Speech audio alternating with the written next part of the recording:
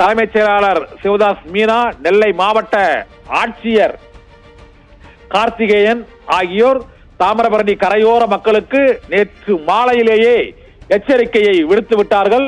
இதனால் தாமிரபரணி கரையோரத்திலிருந்து முதல் முறையாக பல்லாயிரக்கணக்கான மக்கள் வெளியேற்றப்பட்டு இருக்கிறார்கள். கரையோரங்களில் குடியிருக்கக்கூடிய மக்கள் மட்டுமல்ல, திருநெல்வேலி டவுன் மற்றும் பாளையங்கோட்டை, மேலப்பாளையம் உள்ளிட்ட இடங்களில் கரையோர தாமிரபரணி கரை புரண்டு ஓடுவதால் அங்கு பள்ளி, கல்லூரிகள், பேருந்து நிலையங்கள், திருநெல்வேலி ஐகிரவுண்ட் அரசு தலைமை மருத்துவமனை, தூத்துக்குடி அரசு தலைமை மருத்துவமனை அனைத்திலும் தரை மட்டத்தில் தண்ணீர் புகுந்திருக்கிறது.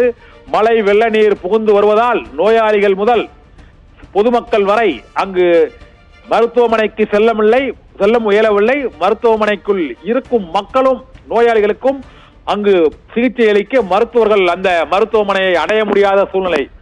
இதே போல வேந்தாயன்குளம் புதிய பேருந்து நிலையம், நெல்லை ஜங்ஷனில் உள்ள பெரியார் பேருந்து நிலையம் ஆகியவையும் தண்ணீரில் மிதப்பதால் போக்குவரத்து முற்றிலும் முடக்கப்பட்டிருக்கிறது. நெல்லை திருச்செந்தூர் சாலை மட்டுமல்ல, நெல்லையிலிருந்து நாகர்கோவில் செல்லும் சாலை, நெல்லையிலிருந்து தென்காசி செல்லும் சாலை, நெல்லையிலிருந்து பாபநாசம், அம்பாசமுத்திரம் செல்லும் சாலை, நெல்லை மேலப்பாளையம் மற்றும் மூளைக்கரைப்பட்டி, முன்னீர் பள்ளம் உள்ளிட்ட பல்வேறு இடங்களிலும் சாலைகள் துண்டிக்கப்பட்டிருக்கின்றன. நெல்லையிலிருந்து தூத்துக்குடி செல்லும் பாளையங்கோட்டை சாலையிலும் தண்ணீர் பெருக்கெடுத்து ஓடுவதால் பேருந்துகள் செல்ல முடியாத சூழ்நிலை ஏற்பட்டிருப்பதாக அங்கிருந்து வரும் செய்திகள் தெரிவிக்கின்றன.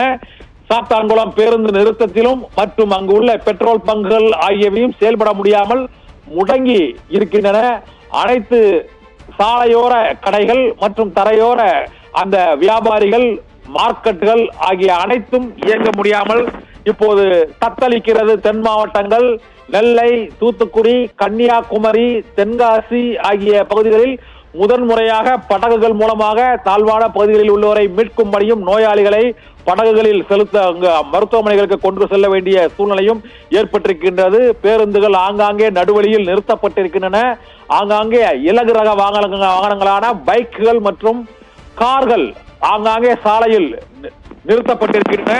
தூத்துக்குடி மாவட்டத்தில் கடந்த 48 மணி நேரமாக தொடர்ந்து பெய்து வரும் மழை நிலவரத்தினால் ஒட்டுமொத்த தென் மாவட்டங்களே முடங்கி இருக்கிறது.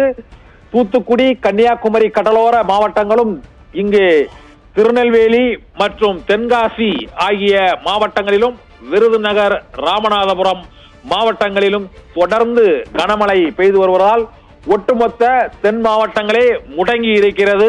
இப்போது நெல்லை மாவட்டத்தில் அணைகளில் தண்ணீர் திறப்பு அதிகரிக்கப்பட்டிருக்கிறது. இதனால் கரையோர மாவட்டங்கள் மக்கள் வெளியேற்றப்பட்டு கொண்டிருக்கிறார்கள்.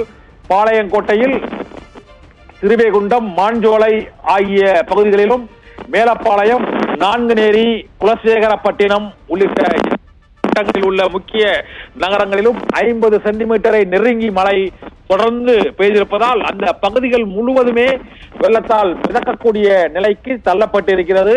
150 ஆண்டுகளாக பெய்யாத மழை நெல்லையிலும் தூத்துக்குடியிலும் பெய்திருக்கிறது.